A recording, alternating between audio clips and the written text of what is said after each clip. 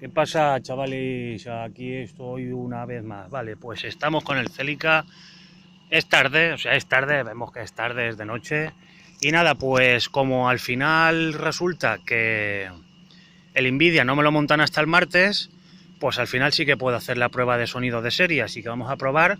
Va a ser poquito, no mucho, ya que ya os digo, es tarde, hay civilización cerca, con lo cual tampoco queremos que nos llamen un poquito la atención. Así que nada, vamos a probar un poquito cómo va en parado, por eso te he dicho lo de las de emergencia, que ahora las pondré. Voy a poner luces de emergencia porque hay tránsito por aquí.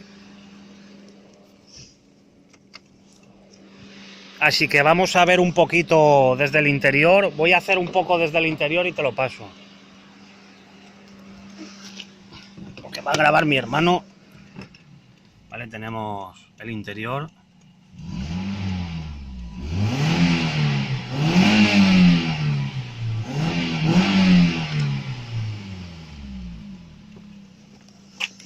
¿Se escucha bien? ¿Eh? ¿De sí, casa? Sí. Pues ahora os voy a pasar a mi hermano para que os vea un poquito cómo se escucha de serie. Y el martes, cuando tenga el Nvidia, pues probaremos el Nvidia.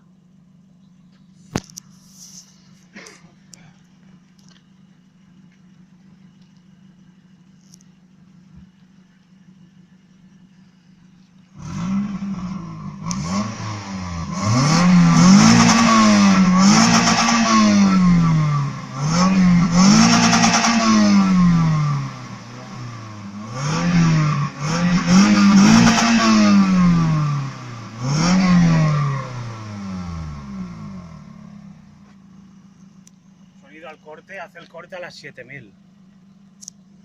No está mal. A las 7000 hace el corte. Pues nada, pues esto es el sonido de casa.